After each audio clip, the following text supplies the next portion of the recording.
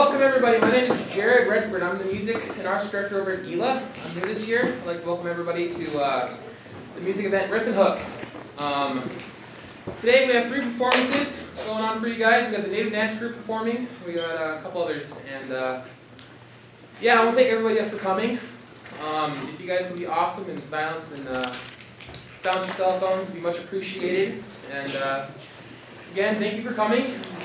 We have Native Dance Group coming up, and I hope you all enjoy.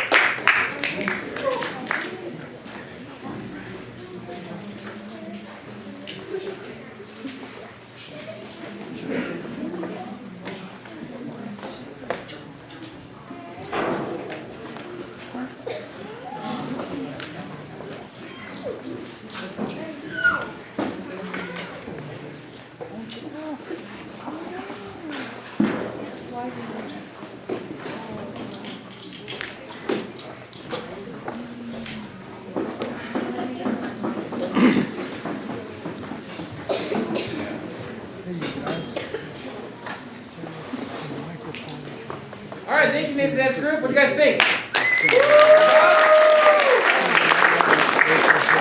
The Native Dance Group is run by Craig Hibble. He's doing a great job.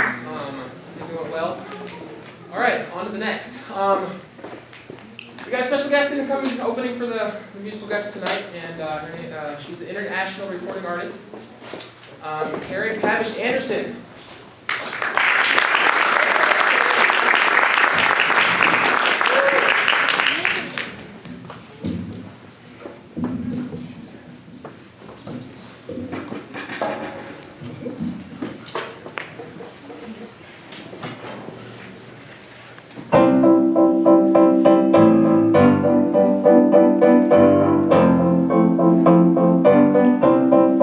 Sing with me. Ooh, ooh, ooh. Try that again. Ooh, ooh, ooh. Nice job. Come on, fount of every blessing to my heart to sing thy praise. Streams of mercy never ceasing, call for songs of loudest praise. Teach me some melody sonnet, sung by flaming tongues above. Praise the mount I'm fixed upon it, mount of thy redeeming love. Ready to sing? Ooh. Ooh, you're sounding better. Ooh, ooh, ooh.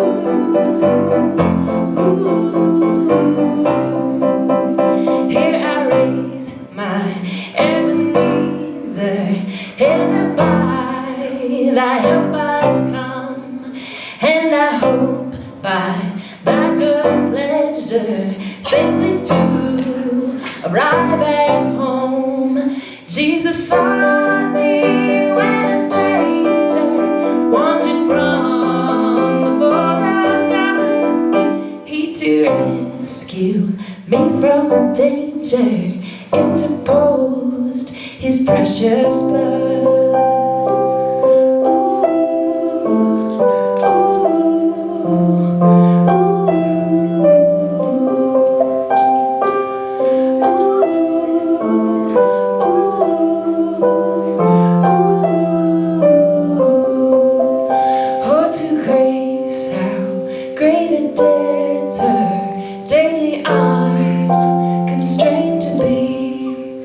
Let thy goodness, like a fetter, bind my wandering heart to thee.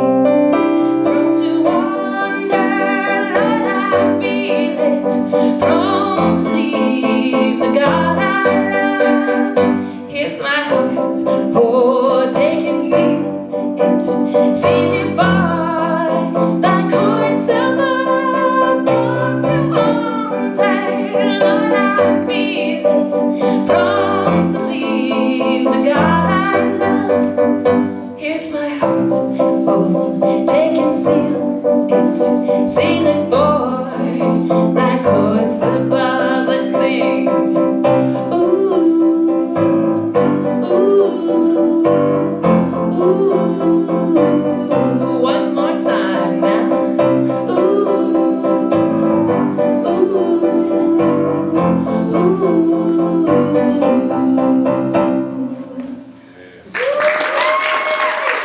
Thank you. There's some good singers out there. Yeah, I think front row, I saw some dancers singing. You want to come up and sing this next one with me? No? Well, good, because this next song has not been heard by anyone on the planet except these 2 ears. It's a brand new song that I just finished this week. Anyone interested in hearing the new song? So, but real quick on that first song, the reason I like to sing that one is because it reminds me of all the love and help that we got during this huge flood we had in Galena. I know some of you students weren't here for that, It was in 2013, and in some places in Galena, the water was up to 9 feet high. Like the Yukon River just decided to make Galena its home and covered us in water. Well, why does that song remind me of the flood? There was a team from the Bahamas that came to Galena to help us 2 different years in a row. And one of them brought that hymn, a really old hymn, made it into his own and taught it to us here in Galena. So it's close to my heart. And that flood and the river seem to be really good inspirations for me, because you'll hear in this next song little hints of the Yukon. It's not about the Yukon, but it inspired this new song. And I think right now the title is Holding On.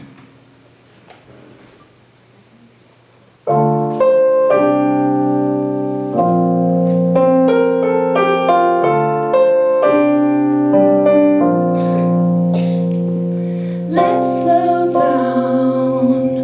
There's nobody else around. Baby, turn that frown upside down. The winter wind has nothing on our arguments, but summer sun can't compete with our heat.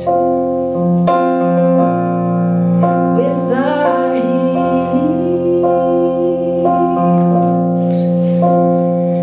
When Yukon floods are rising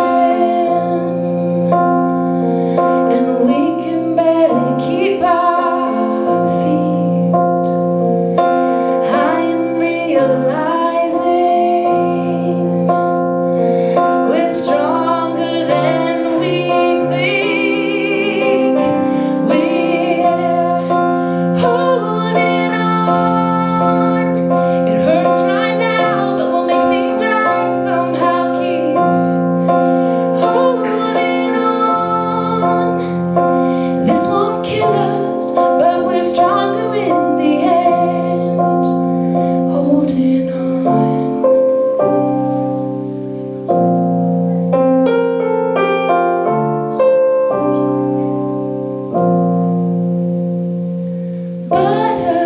Butterflies and beautiful cloudless skies cannot keep our eyes on the prize. So we'll say a prayer and do the work to make things better. We can thrive beyond this night to morning light. To morning light.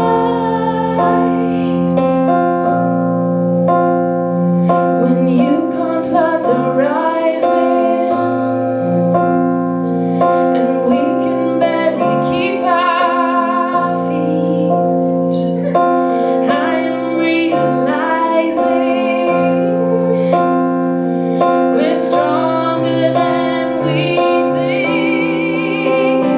We're holding on.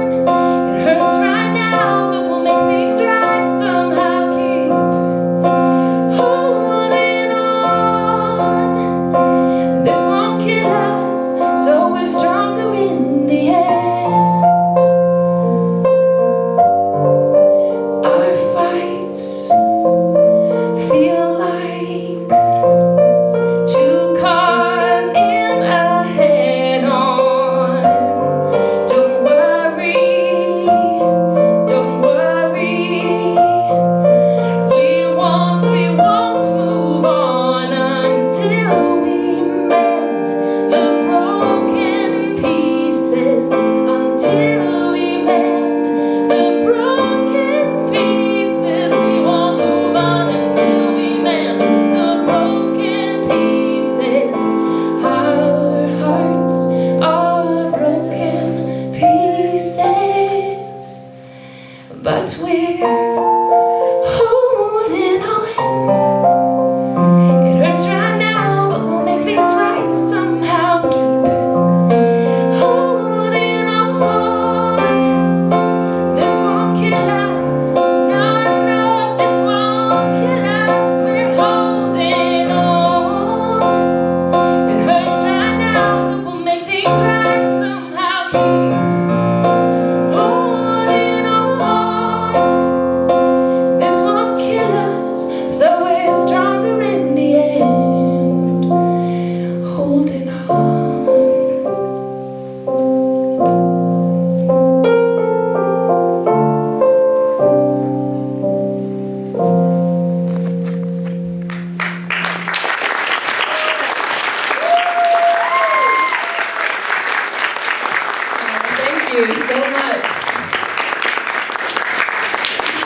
Thank you. That was the world's debut here in Galena for you guys. All right, so this last song before the amazing duo takes the stage is one that talks about struggles. Kids, you know, like growing up, I felt like everyone else's lives must be perfect, and when things were tough in my life, I was the only one. But that's not true. We all have some really rough times, but most of the time we don't have to stay and live in those dark times in our life. So this one is acknowledging the hard seasons that we go through, but also acknowledging the light that we can find if we keep putting one step in front of the other. This song is Climbing.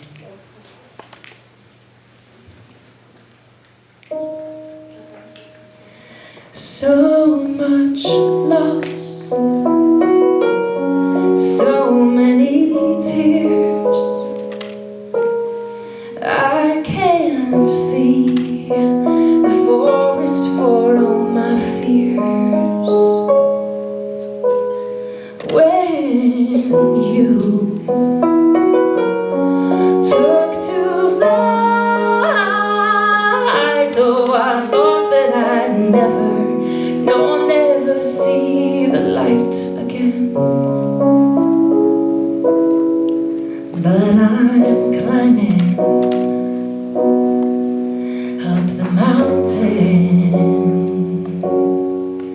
from the valley where I lived for so long. Yes, I'm climbing up the mountain through the shadows that held me for so long.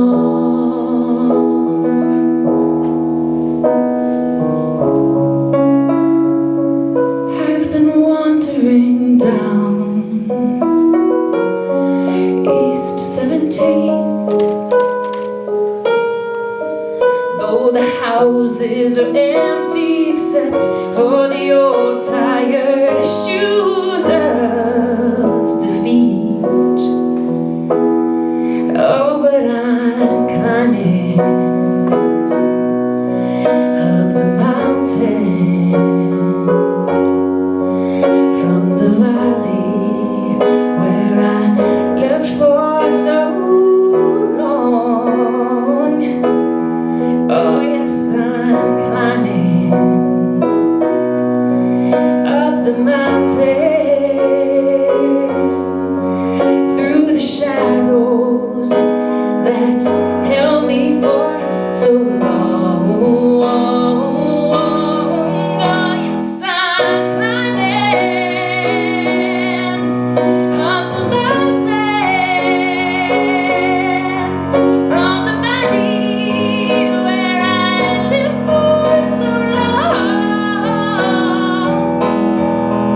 Yes, I'm climbing up the mountain through the shadows that held me for so long. Held me for so long. For so long, but they can't hold me no more, no more.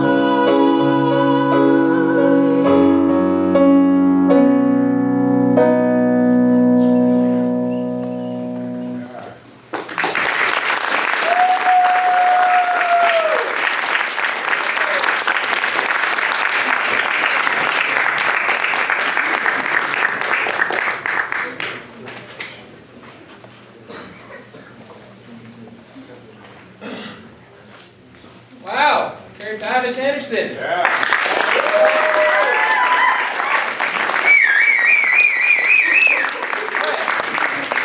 GILA Music and Arts program would like to introduce Fairbanks Summer Arts Festivals. Mike Stevens, Jeff Getty on the stage. You guys are great. I'm excited for y'all to hear them. Thank you.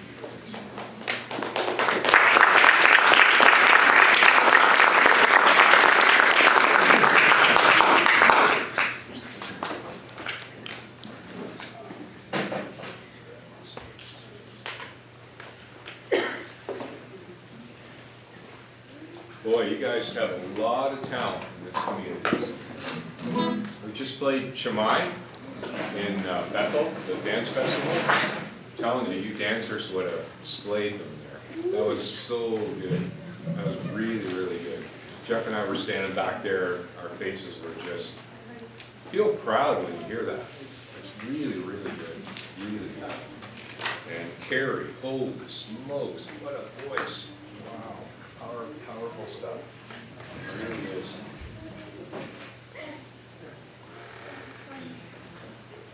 So it's a small crowd. So this is really, really informal. So if you want to talk to us, you can. It's not like a regular show.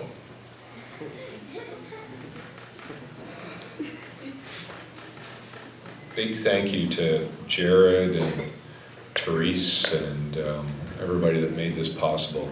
We're really, really happy to be in your community. There's nowhere I'd rather be right now. I'm a super lucky guy, and I've got to play in some really fancy places in my life. And about 19 years ago, I realized that,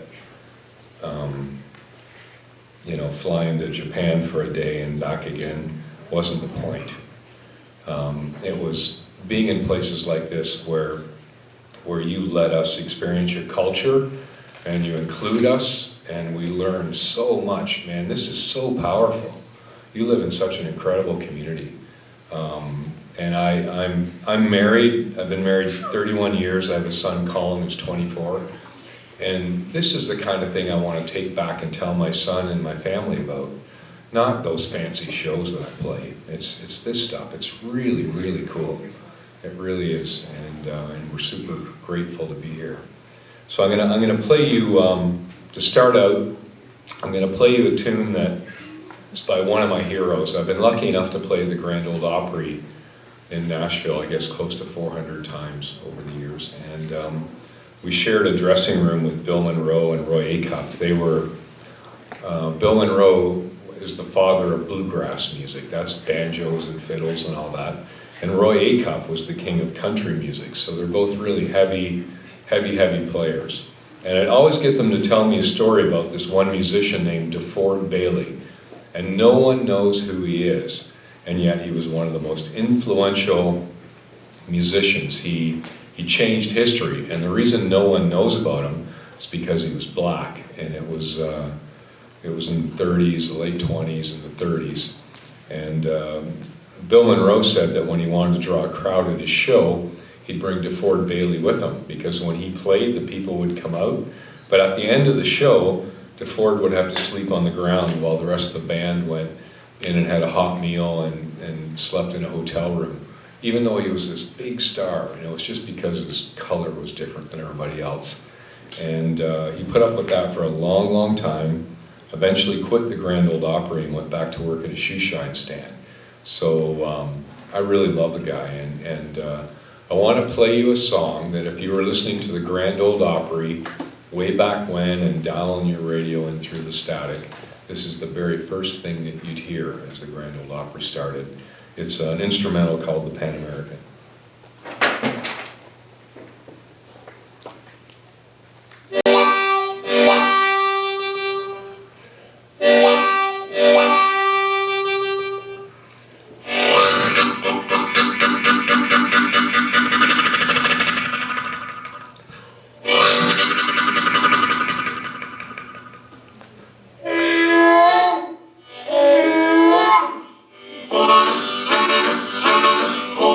Oh,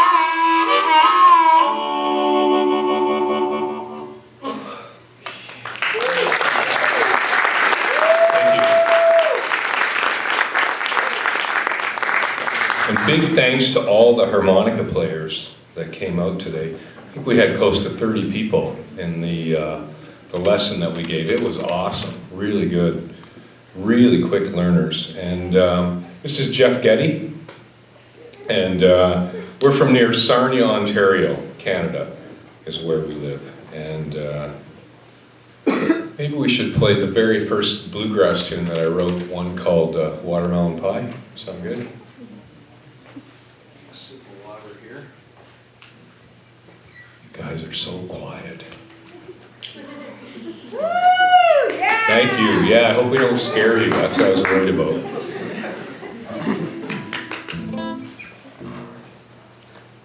Ready?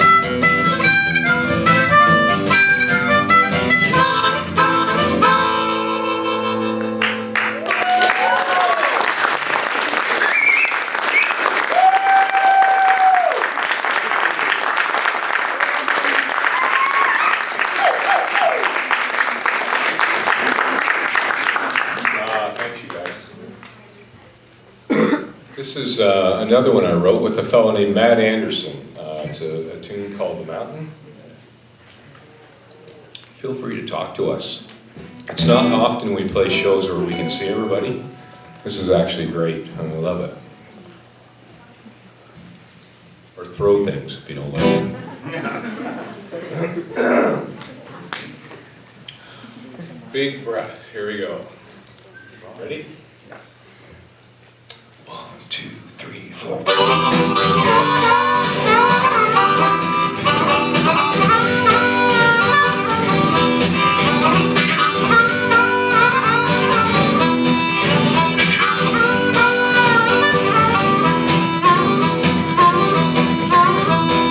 Worked on the mountain, down the hole. Like my old man before me, and his old man before. Laughing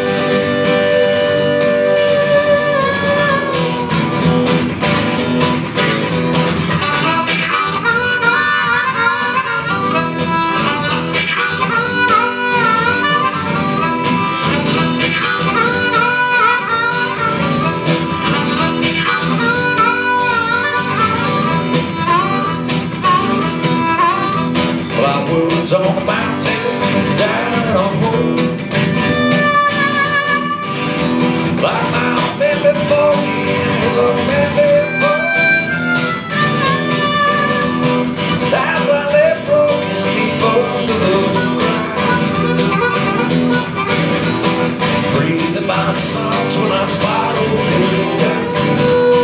Bottle it down.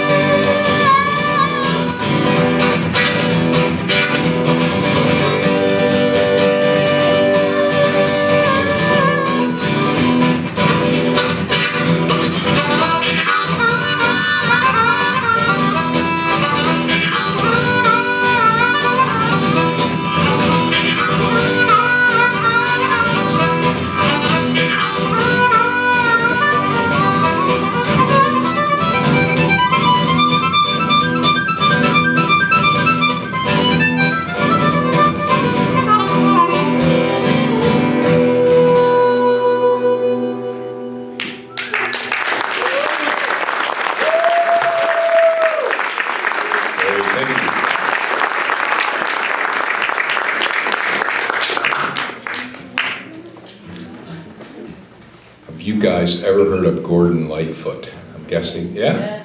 Cool, Canadian, we're Canadian. And we live on the Great Lakes. We live on Lake Huron. And that lake gets really wild. And Gordon Lightfoot wrote a tune called The Wreck of the Edmund Fitzgerald. Beautiful tune, but it's about Lake Superior, and it's about a ship that went down. And I'm just gonna move this for a sec.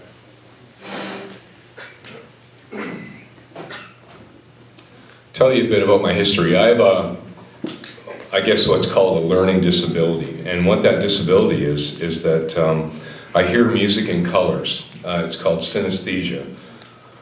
So there's always music going through my head. My son has the same thing. So when I look at you guys, I could actually play melody based on what the front row is, and you, and the spaces, and it has a time signature, and everything is a tone. So when Jeff plays a chord on a guitar, if you notice, I'm not looking at you, but I'm looking somewhere up there. It's because I'm seeing a color right here. And when he plays a chord, I see a circle with sort of the tonal center, and Carrie, you'll know what I mean, and circles around it that are the other notes of that chord. And I was born that way, and I thought everybody heard music that way, but they don't. And what it meant was, all through school, all I did was look out the window. I never paid attention, I never brought a book home. I was just always really distracted. But the good part about that was that it allowed me to play music, because there's always melodies in my head. And the way I play, there's no rules, no musical rules. It's all colors. And so when I quit school, like a dummy, I went to work for the roads department when I just turned 17. And I was driving a dump truck, a big dump truck. And I thought I was the coolest person in the world.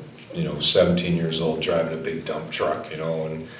And one of the jobs was, the road had washed in on Lake Huron.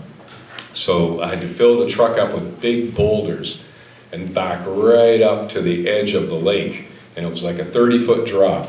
And I had to raise the box on the truck and drop these big boulders in to kind of shore up the road. And on this one particular day, the lake was wild, massive waves. It was going crazy. And I was backing the truck up, and I hadn't done it very many times, and I had the radio cranked. I always have that cranked. And I'm getting really close to the edge of the lake. And just as I got there, this song, The Wreck of the Edmund Fitzgerald, about a shipwreck came on. And I thought for sure I was going over, but it never happened. So maybe we'll play that one for you.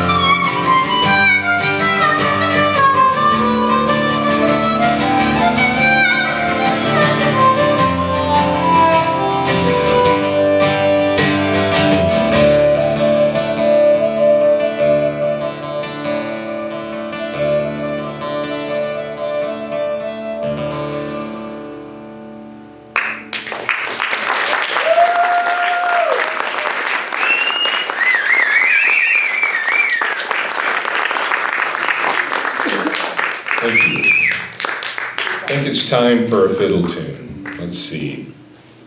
Maybe a French-Canadian fiddle tune, because it's where we're from. This one's called Grumbling Old Man, Grumbling Old Woman. So I don't know if there's any grumbling old men or grumbling old women here. I don't think so. You can see the faces. Any questions? No? What's that? Oh boy. That'll tell you how old I am. I've played 55 years. Holy smokes, he can still stand. I've played since I was a little kid. No one in my family played any music, but there was a harmonica in the house, and I picked it up one day, and I instantly made a sound that made me feel good. And that's still the reason I play today. It just feels so good to play. And it's not about the money or the awards or any of that junk. It just feels so good to play. So it's like the fountain of youth. I can still feel exactly like that 5-year-old kid, even though I'm 60 years old. And not many people get to do that. So I'm really super grateful. So yeah, long time. Yeah? Did you study music? No, not at all. Because I think about it too weird. For me, it is all colors and shapes. Like when I play, that's what I see. And when I see a color, I can look at for instance, when we were flying in here, I can see the mountains off. And when I'm looking at a ridge line, I'm thinking of a melody. And I'm thinking the time signature fits with the difference, the gap between the mountains and the color and how some are closer and farther. That's just how my brain's wired. So I think if I took real music classes, they'd kick me out pretty quickly. But really, I think that's what music was originally. I mean, people played music because they felt something and they wanted to try and explain it. And I think notation and all that stuff was just so that you could show somebody else how to do it, you know. But I think the original thing is it's all about feel and sharing that. So yeah, we'll play a tune called Grumbling Old Man, Grumbling Old Woman. And this one is all inhaling notes, so you'll see me swell up like a big balloon. And I've had 7 hernias from playing, so I'm warning the front row right now. So a hernia is when you build up so much pressure in your stomach that this is gross, okay, I'm warning you. Your intestine pokes out through your stomach wall and has to be pushed in and sewed up. So I'm sewed up with stainless steel wire on both sides. So nothing's gonna blow, you're gonna be okay. Pretty gross, I know. Ready?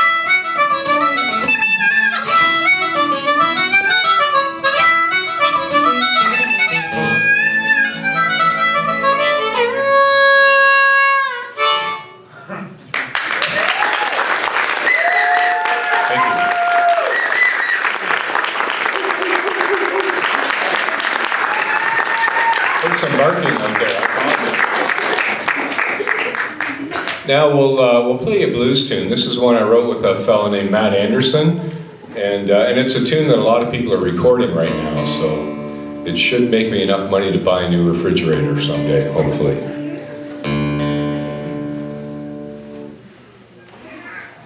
Water. Thank you for the questions, by the way. It makes me feel at home and it's not a gig. I see two. All right, first here.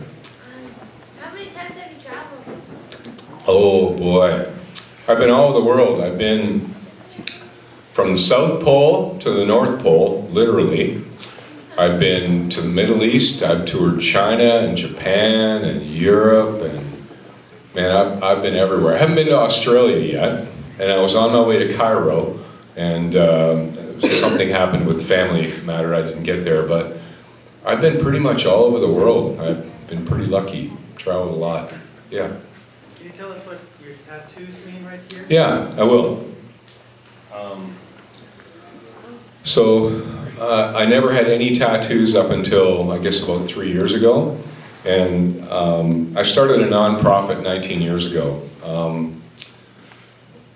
I mentioned before that I've been a really lucky guy and had a big career and playing on TV and flying all over the world and super lucky. And 19 years ago, I came across, I was booked to go on a tour to play for Canadian Peacekeepers.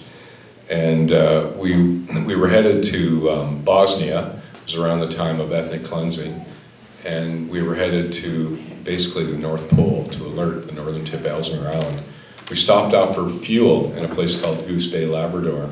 This was at the height of my career, and it was supposed to be a celebrity tour. And in that community of Goose Bay, it's basically, if you were driving there from where I lived, it would take 3 days, and the last day would be 1,000 kilometers or 700 miles of a gravel road, about a lane and a half wide. So basically a flying community. And at the end of that road, there's the community of Goose Bay, and there's Sheshashi, an Innu community, not Inuit, but Innu. And I'd heard a little bit about what was going on in this Innu community. They were dealing with really high suicide rates and gas sniffing, but the media hadn't really shone their lights on it yet. And so when it was my time, we did a concert in Goose Bay, and when it was my time to play, it's a long, involved answer to your question, but I'll get there. Because I was feeling something for that community, I dedicated a song, played Amazing Grace, and dedicated it to those kids. And I got the most uncomfortable, icy feeling back from the audience that I've ever experienced. And it wasn't because they were racist, it was none of that, it was just because it was so close to the bone, like it just was awkward. And I backed off the stage, and I went over by the record table, and a guy came out and said, if you sneak away from your tour, I'll drive you out to that community. So I snuck out of the tour, and I went to that community of Sheshashi. I'll condense the story. But, you know, as we were getting close to the town, there were piles of sand and crosses in them. And he explained that they were where kids had been sniffing gas and families had burnt to death. And it flattened me. I felt like we drove off the edge of Canada into something I'd never experienced. And we continued on, and even though I'm not a kids entertainer, I got him to take me to the school. And I went in and played for all the kids at the school and offered to give them harmonicas and all that. As we were leaving, we turned a corner, and there right in the open were 8 kids with bags of gasoline to their faces. Green garbage bags with gasoline in them, right to their faces, like this external lung. And he stopped the truck, and I got out and played for them. And everyone expected that they were right beside a fire, that something bad might happen, that, you know, they could throw gas on me, or maybe they'd tell me to screw off. They had every right to. I mean, I had no right to engage them or talk to them or anything. But I did, and it didn't work out like that. They kind of broke my heart. They started to ask me about where I was from. Asked me if I had a family, asked me if I had kids. These kids with bags of gas to their faces, asking about my family. Kids, and there's no kids anywhere on the planet that would do that, where I'm from, any big city, it wouldn't happen. And it made a real connection. Part of that got filmed and that footage went all around the world. So as I continued on my tour, my wife at home was getting, hundreds of offers from media outlets that wanted to talk to me about gas sniffing, and she had no idea what they were even talking about. I left the big harmonica player.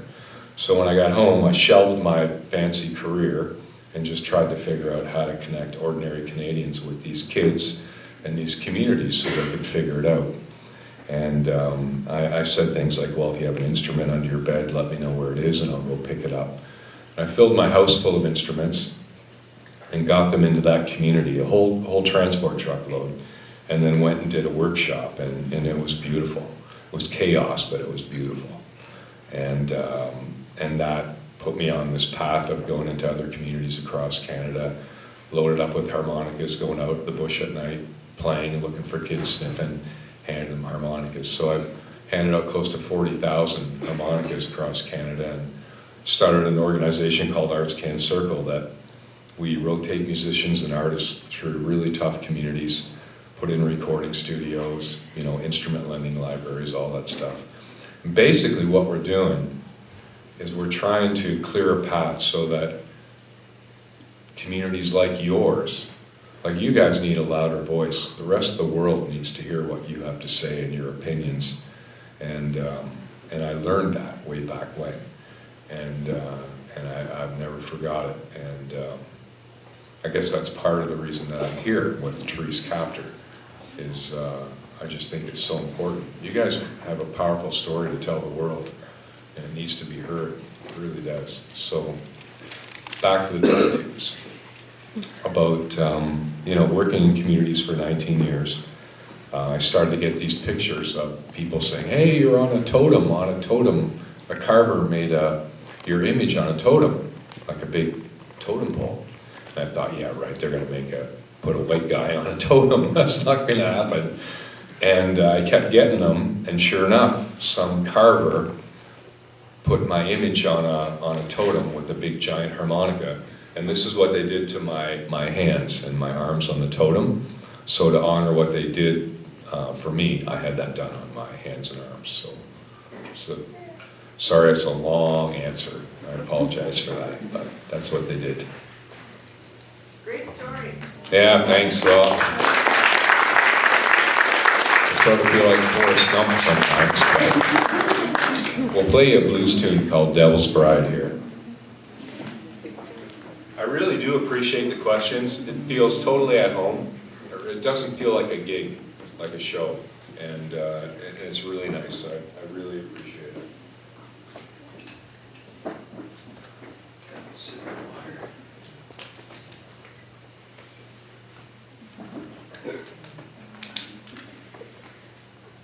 Ready?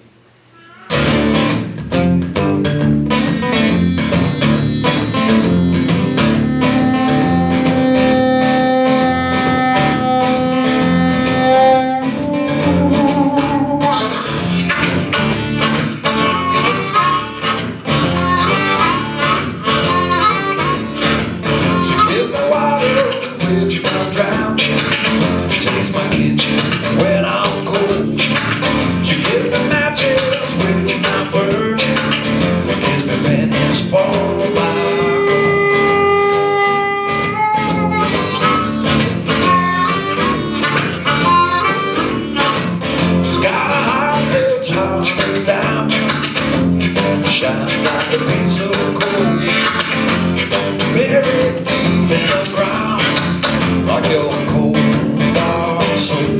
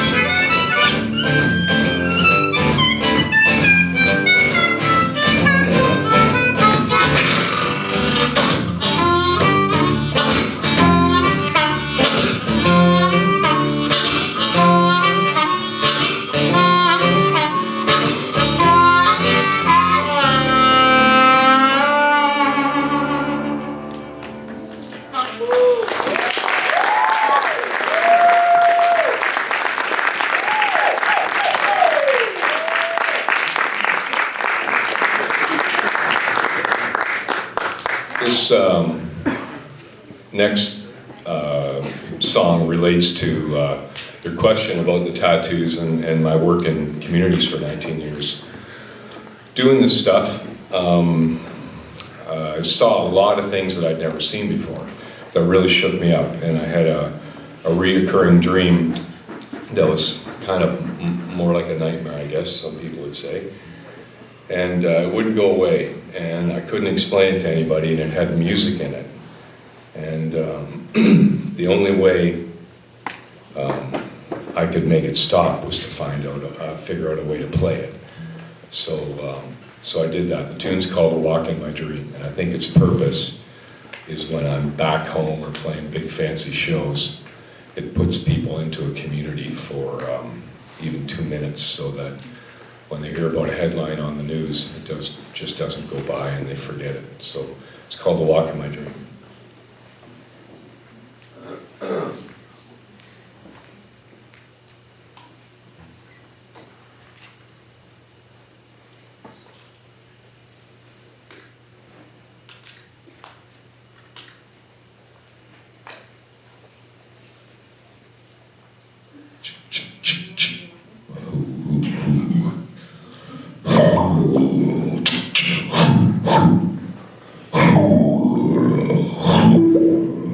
It's weird.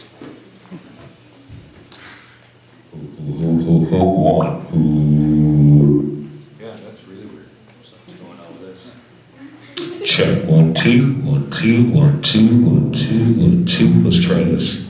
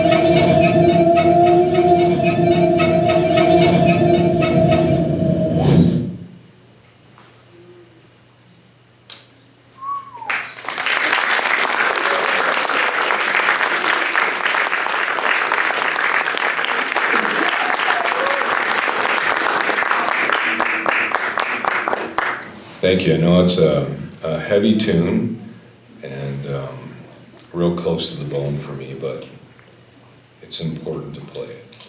And Carrie, you want to come up? Want to do Amazing Grace with us? Would you?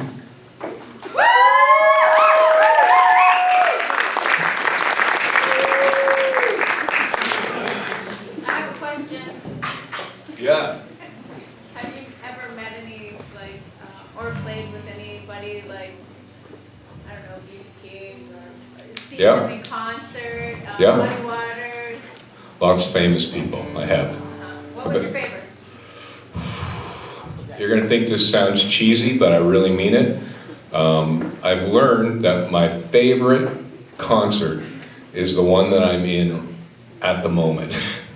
I know it sounds crazy, but I mean it. Like, how many shows can I play like this one right now in GILA, where I hear drum dancers, and we fly into your beautiful community, and it's so different than my culture, and the lights are up in the house, and we can talk back and forth. You know what I mean? Like, I've learned that that's more important than like the big fancy concerts. So I've played in front of, oh man, audiences that were probably 60,000 people in Japan, and like huge shows and with lots of famous people, but this stuff makes me feel better.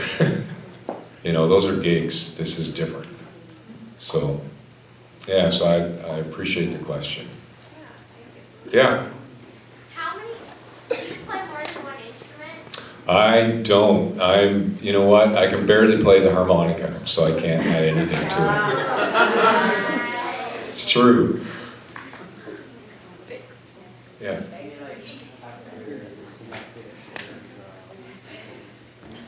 Oh, you want me to do that? Okay. Yeah, you want me to do that right now quickly? Okay, so the question was, can I play the colors of the front row of what it looks like? Yeah, I can do that. Right now, what it feels like. I'm going to start at this end. Although I could start at that end because there's two black shirts on either end.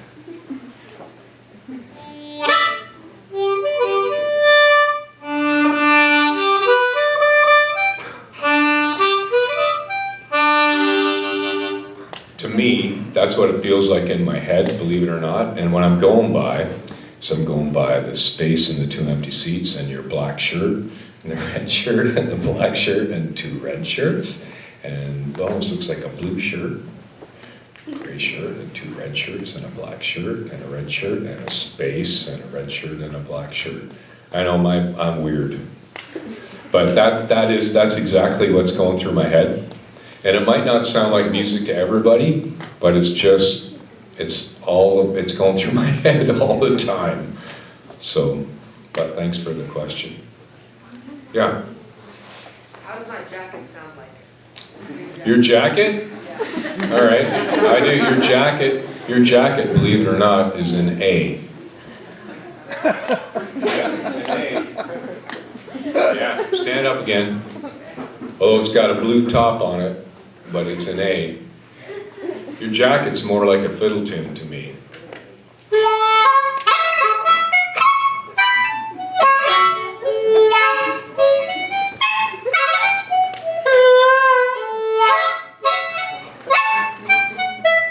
Your blue hat is that part. Yeah. It's like taking your picture, isn't it? Yeah. Yeah, I know, I'm pretty weird. Imagine what my wife has put up with for 31 years. Do patterns So- have colors too? Pardon me? Do patterns have colors too? They do. Patterns, well, they're different. Patterns do have color and sounds, but so do, like if someone's sitting closer or farther, that affects it too. It's really weird, hard to explain. Some people that have this actually will see a color or hear a sound and it'll be a taste like chocolate or like coffee or that kind of thing. So I'm kind of glad I don't have that.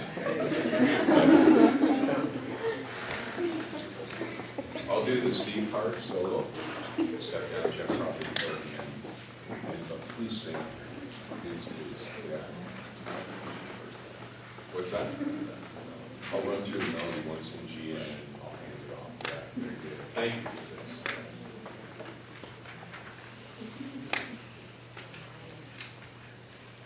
I think you'll recognize what this is.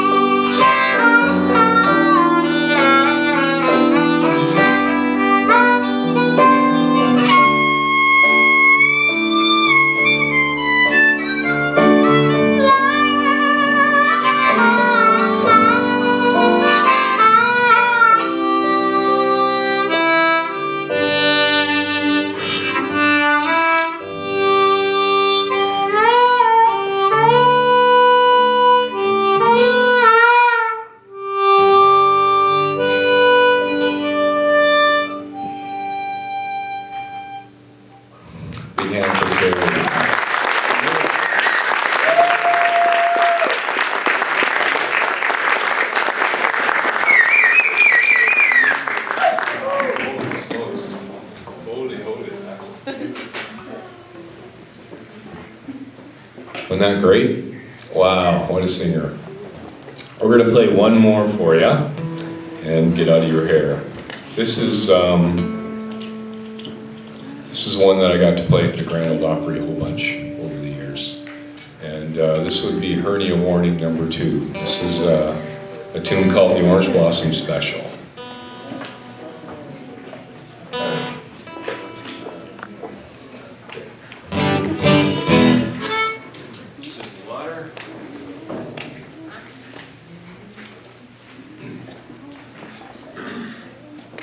Thank you all for coming out. This is awesome.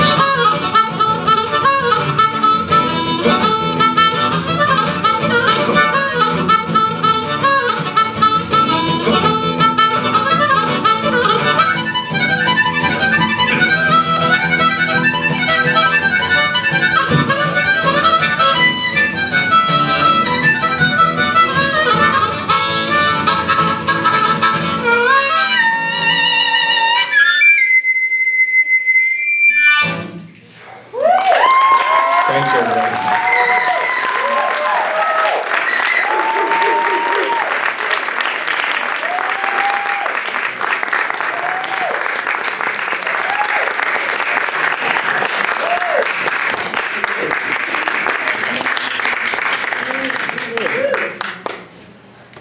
How about that? Wow. The first time ever witnessing an amazing harmonica player. That was amazing. I'd like to thank everybody for coming out to this music event. Really appreciate it. We have a donation thing in the back, and Fairbanks Summer Arts Festival is also selling CDs. And I would like to give a shout out to the Native Dance Group. Yeah. As well. And a special thanks to Fairbanks Summer Arts Festival. They got some amazing sponsors, and I'd like to name some of them off. I'd like to thank Alaska Airlines, Ballista, Rasmussen Foundation, Alaska State Council on the Arts, Wright's Air Service, Soaking Station Suites, Grant Aviation, Ute Air, Raven Alaska, and GCI. And again, thank you, Mike Stevens, Jeff Getty, for coming out to our community. That was an amazing event, and hopefully we'll see him again. You're great artists, and yeah, thank you all for coming out. CDs are in the back, and hope you guys enjoyed it. There will also be a concert tomorrow, 7 p.m. A student band will be playing. It's a $2 buy-in. It's a rock concert. Hope you guys will come out to that as well.